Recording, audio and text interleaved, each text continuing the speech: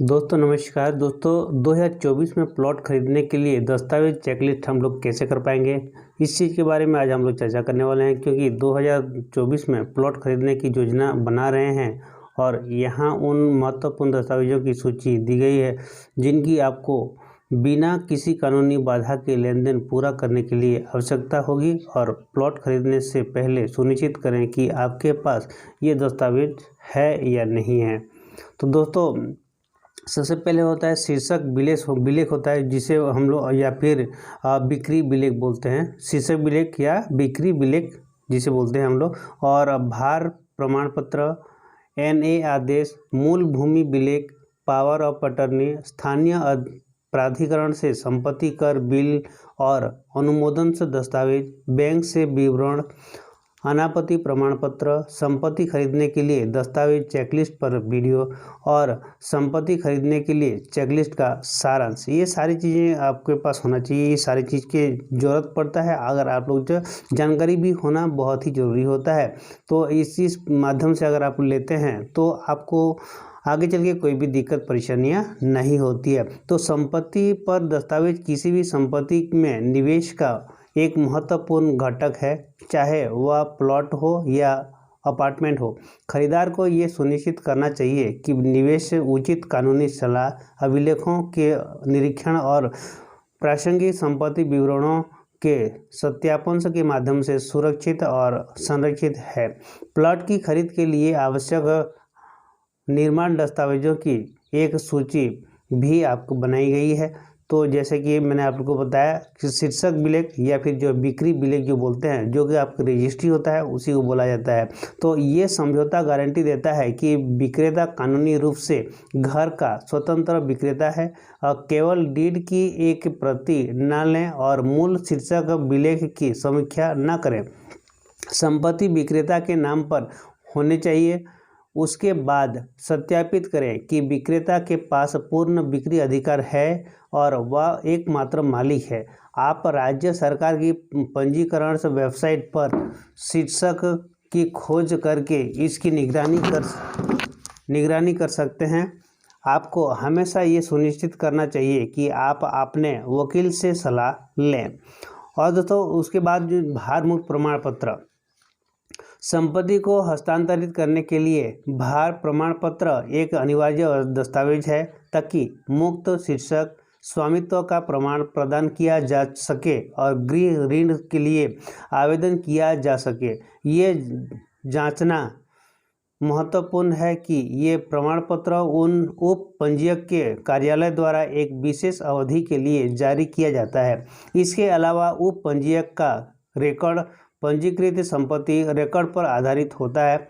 इसका मतलब ये है कि उप रिकॉर्डर के कार्यालय में पंजीकृत नहीं होने वाला दस्तावेज प्रमाणित में दर्ज नहीं किया जाएगा। भार प्रमाण पत्र की निश्चित समय के लिए जारी किया जाता है और पिछली या बाद की रिपोर्ट की कई अवधि के संबंध में लागू नहीं होता है। और NA आदेश भी लेना बहुत ही जरूरी होता है। और NA आदेश that mean no objection certificate, है ना। तो दोस्तों यहाँ पे जो है भारत में सभी भूमि को डिफ़ॉल्ट रूप से कृषि संपत्ति माना जाता है जब तक कि सरकार द्वारा किसी अन्य कारण से निर्देश न दिया जाए। कृषि उद्देश्य के लिए कृषि भूमि का उपयोग किया जा सकता है, जबकि यदि आप कृषि के अलावा कुछ और करना चाहते हैं तो आपको पहले कृषि भूमि को गैर कृषि NA भूमि और आमतौर पर NA के रूप में संबंधित में बदला होना चाहिए होता है। लेकिन सभी NA स्थिति वाली भूमि का उपयोग आवासीय विकास के लिए नहीं किया जा सकता है। NA के विभिन्न प्रकार हैं, जैसे कि NA का मतलब होता है गोदाम, और NA का मतलब IT होता है, NA का मतलब आवासीय भी होता है, और NA का मतलब वाणिज्यिक होता है, और NA का मतलब रिजल्ट भी होता है। तो इसलिए आपको NA आवासीय की जांच करनी चाहिए और ये भी काफ़ी ज़्यादा महत्वपूर्ण चीज़ें होती है। मूल भूमि बिलेख, और आप देखते हैं मूल भूमि बिलेख जो कि आपको रजिस्ट्री कॉपी या पट्टा बोलते हैं, उसको भी जांच पड़ताल करना चाहिए। इस दस्तावेज को 7/12 दस्तावेज के नाम से भी जाना जाता है और वर्तमान मालिक और सभी पिछले मालिकों के मूल भूमि अभिलेख मांगे जाने चाहिए होती है।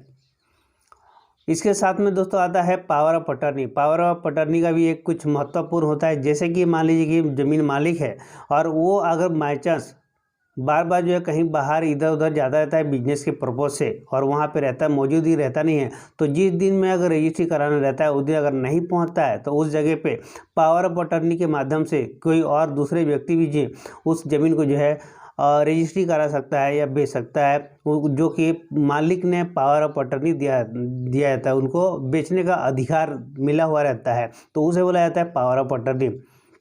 अगर ज़मीन का मालिक ये NRI है तो विक्रेता को पावर ऑफ अटर्नी POA भी लेना चाहिए। और पावर ऑफ अटर्नी POA या लेटर ऑफ अटर्नी एक कानूनी दस्तावेज है जो आपको अपनी अनुपस्थिति में अपनी संपत्ति, चिकित्सा मामलों में वित्त का प्रबंधन करने के लिए एक व्यक्ति या संगठन को नियुक्त करने की अनुमति देता है।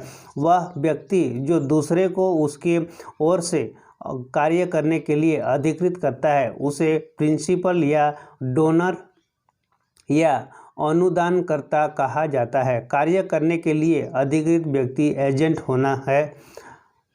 होता है। PO की शर्तें और नियमों के आधार पर अधिकृत एजेंट के पास संपत्ति, चिकित्सा मामलों और वित्त के बारे में कानूनी निर्णय के लिए सीमित या व्यापक अधिकार हो सकते हैं। स्थानीय प्राधिकरण से संपत्ति कर बिल और अनुमोदन दस्तावेज ये भी हमें चेक करना चाहिए होता है।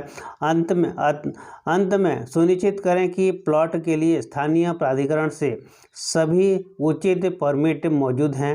साथ ही संपत्ति के मालिक द्वारा पहले से भुगतान किए गए सभी कर बिलों की जांच भी कर लें। बैंक से विवरण। जमीन खरीदने से पहले ये जरूर जांच लें कि बैंक का कोई ऋण भुगतान बकाया तो नहीं है या स्टेटमेंट किसी भी बकाया भुगतान के खिलाफ कानूनी सबूत के तौर पर काम करेगा। ये संपत्ति के बदले ऋण के बारे में पारदर्शिता का सबूत है। अनापत्ति प्रमाण पत्र। एक बार जब आप जमीन प्राप्त कर लेते हैं और उस पर कोई विकास कार्य करने की योजना बनाते हैं तो आपको विभिन्न प्राधिकरणों के विभिन्न अनापत्ति प्रमाण पत्र NOC जिसे बोलते हैं उसको मांगना चाहिए।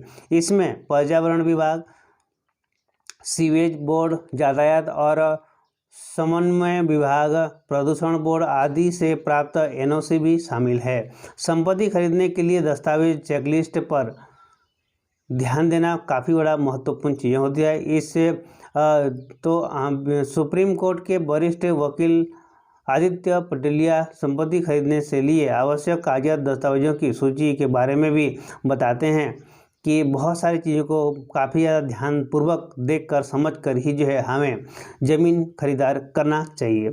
संपत्ति खरीदने के लिए चेकलिस्ट का सारांश होता है। भारत में ज़मीन खरीदने के लिए सभी दस्तावेजों का ठीक से होना जरूरी है। ऊपर उन दस्तावेजों की सूची जो दिया जाता है जो कि ज़मीन पर कानूनी रूप से मालिकाना हक पाने के लिए ज़रूरी होता है। संक्षेप में ज़रूरी दस्तावेजों की सूची भी आपको जानना काफ़ी ज़्यादा जरूरी होता है, जैसे कि टाइटल या sale deed, encumbrance certificate, NA order और लैंड रिकॉर्ड, जो कि मैंने आप लोगों को पहले भी बताया। अगर पार्टी NRI से है तो उचित पावर ऑफ अटर्नी की जरूरत पड़ती है। और अंत में स्थानीय अधिकारियों के सभी भुगतानों की जांच करें, जैसे कि संपत्ति कर आदि को जांच पड़ताल करने के बाद ही जो है आप